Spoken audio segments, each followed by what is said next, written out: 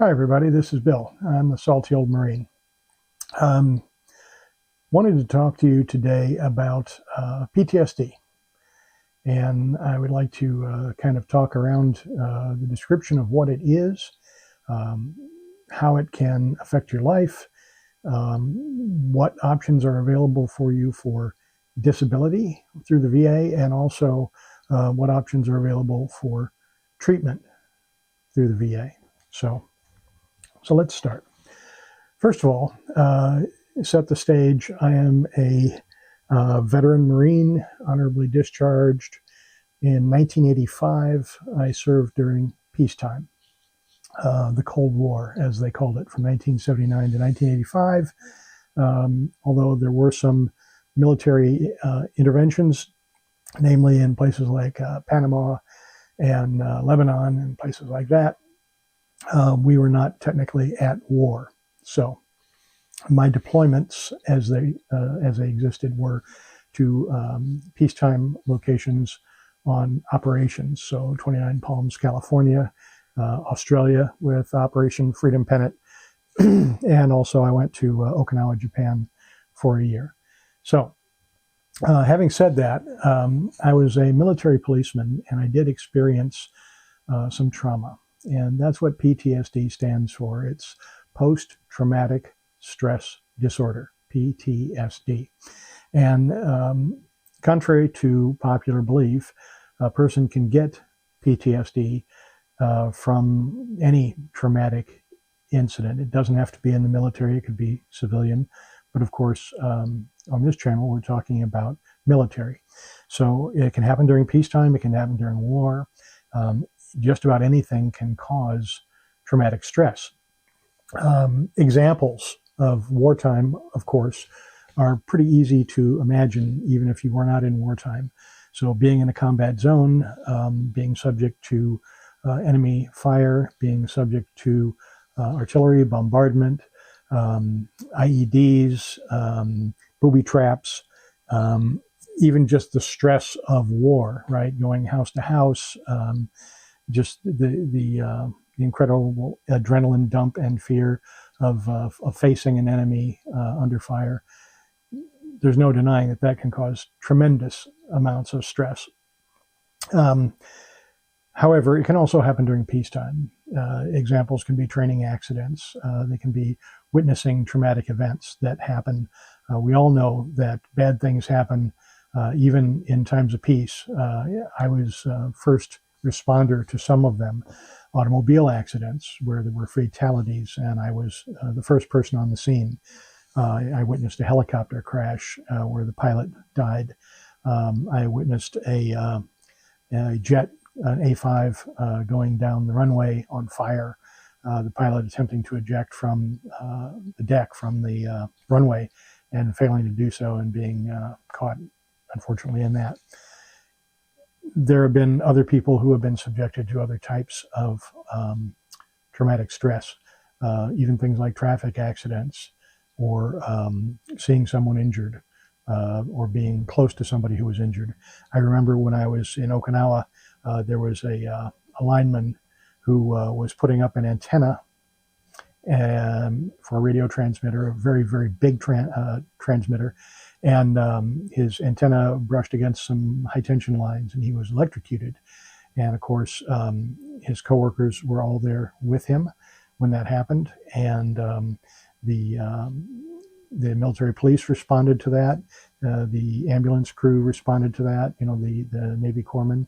So these are all things that happen and can cause traumatic stress. Also, I should mention the sad reality of military sexual trauma. That happens to both women and men. Happens far more often to women, but it can happen to men as well. It's not unheard of, and of course, that can also be very, very traumatic. Okay, so now we have some idea what PTSD is, right? So let's talk about what happens when you have PTSD, especially when it is persistent. When I got out of the Marine Corps in 1985, I really thought that I had escaped PTSD. I knew that there was such a thing. I knew that people could get it and that it wasn't a sign of weakness or anything like that. It was just something that could happen. It could happen to anybody. And I went through my life. I got out at 1985. I was 24, 25 years old, and I just went on with my life. And I put those thoughts aside, and I didn't think about them too much. I didn't forget about them. I knew they happened, but they didn't really impinge on my life, you know. It was only years later that I started getting nightmares associated with the memories of some of those things. And that's when I started, I suppose you could say, reacting in a way that is consistent with what they call PTSD. For example, I stopped a lot of my social contacts. I sadly withdrew from contact with my family, my immediate family. So other than my wife and my daughter, I have actually I have no contact whatsoever with anybody who's still living in my family. And in fact, not to be maudlin, but my mother recently passed away, and I had not spoken to her in 30 years at that point. And there was nothing wrong with my mother that should have stopped me from speaking to her. I regret that. I will carry that with me. And that is unfortunately part of PTSD for me. It manifests differently for different people. I've also had problems with anger management. I've lost a job. I've lost a house. I've lost a marriage. And I believe that those things are directly related to my PTSD. So, having said that, the Veterans Administration provides some support for veterans who have experienced PTSD, the traumatic event in service, and the continuing effects of it after service. They do this in two ways. They do this with veterans benefits, and they do this with veterans health care. So let's talk about the health care for just a minute. You can contact the VA. You can reach out to the VA, and you can say, listen, I believe that I have PTSD. It happened while I was in service. I think I'd like to get some treatment. And they will schedule you to talk to a psychologist. They'll do some screenings. They'll run some tests by you, ask you some questions. And then if they agree that you have a diagnosis of PTSD, they will offer you various kinds of treatment. That can consist of something called prolonged exposure, or PE, where you work with a psychologist one-on-one, either in person or via video link, and you relive the traumatic experience by repeating it over and over and over and over again, basically to desensitize yourself to that experience until you can talk about it. And indeed, I did that, and it has in fact worked. I never really talked about my PTSD to anyone, including my wife of 23 years, until after I had completed my PE therapy, and at least I was able to start talking about it. I'm not going to say that it made me feel a lot better. Everybody responds to treatment differently. In my case, I don't really think it didn't take the nightmares away. It helped in various other ways. Like I said, I can talk about it now. I can make this video now. So that's something. There also is group therapy, what they call cognitive behavior therapies, and various other things that are possible. In my case, I'm also seeing a VA psychiatrist, and I've been prescribed a medication specifically designed to help me with nightmares. I've only been on it for a month, so I can't say that it's really helping yet, but you know, I'm willing to be patient and see how it turns out. So that's healthcare. The VA is ready to help you with PTSD with healthcare, and all you have to do is reach out. And we're going to put a link in the description where you can go to get started getting some help. And really, I wish you the best. If you're suffering from PTSD, I hope that if you do nothing else, you get some treatment. Even if you don't get that treatment through the VA, I am a big believer in the power of therapy. And well, I hope that you're able to reach out and take advantage of that therapy that's available for you, that treatment that is available for you. Now, moving on to VA disability.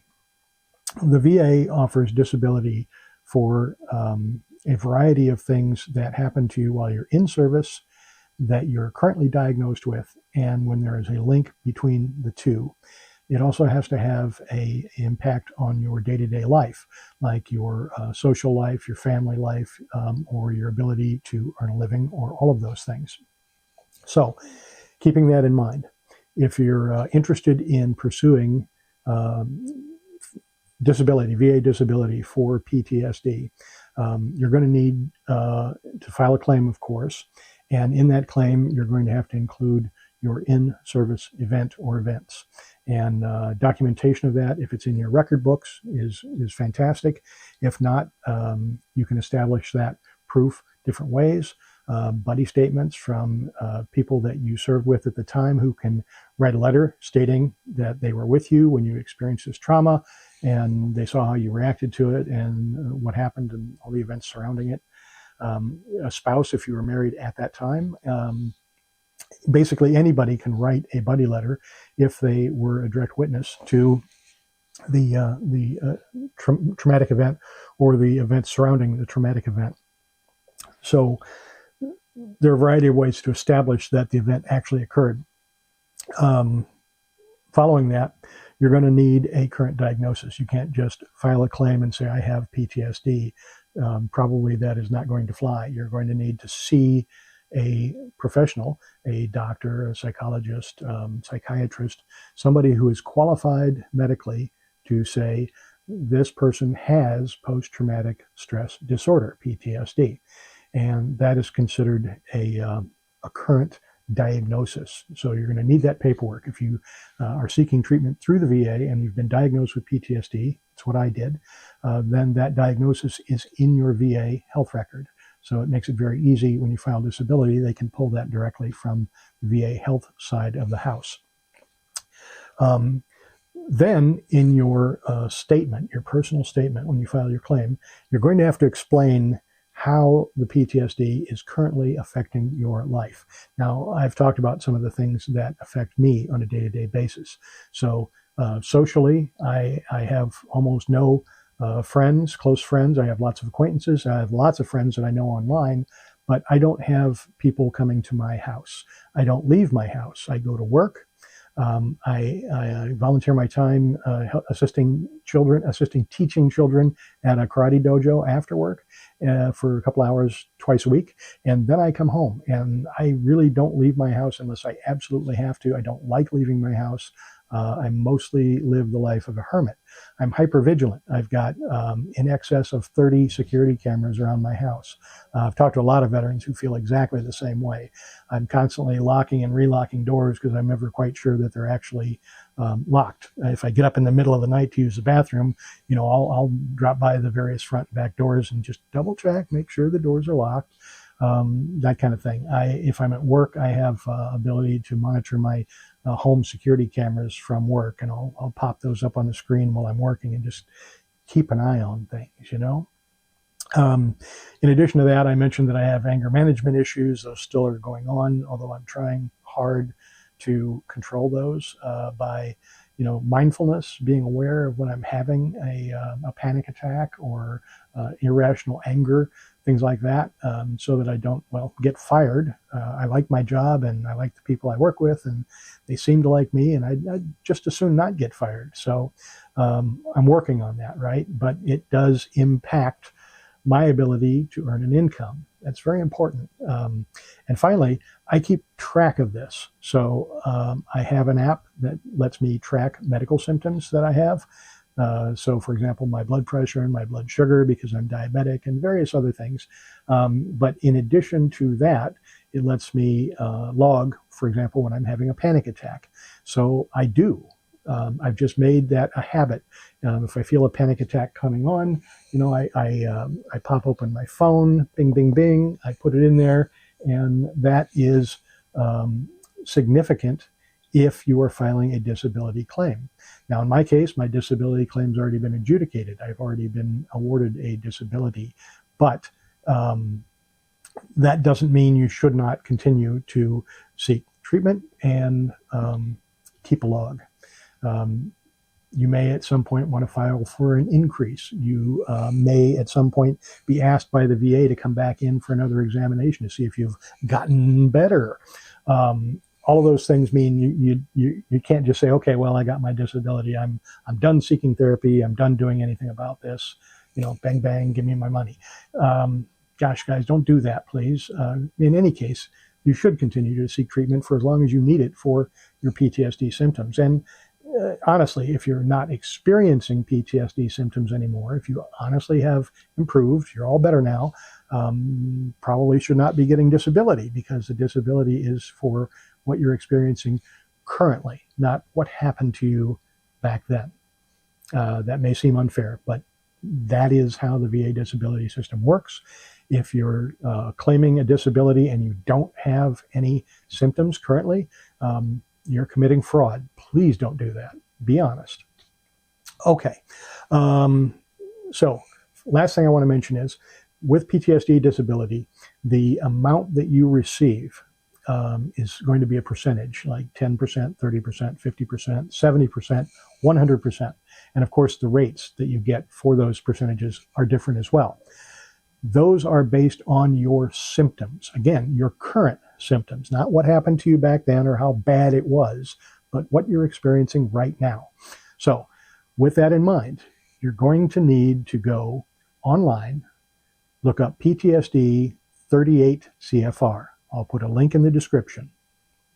You're going to want to read that, because it states very clearly, one paragraph per percentage, exactly what symptoms are required for each level of disability. Okay? Clear as I can make it. You have to read. Oh, somebody's trying to get a hold of me. You have to read those paragraphs.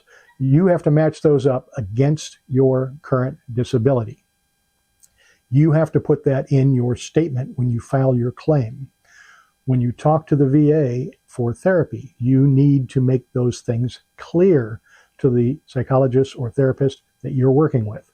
When you see a CNP examiner, who will be a psychologist, probably contracted by the VA, those are the things, again, you need to talk about, right? Your symptoms, how it's currently affecting you. I can't stress this enough. If you file the claim and go through all the trouble of getting therapy and getting the buddy letter or finding the in-service event, and then you go to your CNP exam and the CNP examiner says, so how does this affect you from day to day? And you say, I'm fine. I get along all right. Well, okay, no compensation for you. You're fine. Guys, ladies, read the paragraphs that I'm going to give you the link to. Match it to your symptoms. Talk about those things. Talk about them in your statement when you file a claim. Talk about them with your therapist when you get therapy. Talk about them with your doctor. Talk about it when you see your CNP examiner. Talk about it. It's all on you. So you need to do that. And I wish you the best of luck. PTSD sucks. It absolutely sucks. So what I want you to do is follow the links that I put in the description. Please like, share, subscribe. This is how we get the word out to other veterans. This is incredibly important information, guys. I've just gone through it myself. I'm still going through the therapy and probably will be for the rest of my life. I wouldn't wish PTSD on anybody, but if you suffered a traumatic event in the service, excuse me, and you're still suffering the symptoms of it, you deserve treatment, you deserve disability, and I would like to see you get what you deserve. I'd also like to see you get better. That would be the ultimate goal, right? So this is Bill. I am the Salty Old Marine. Have a great day.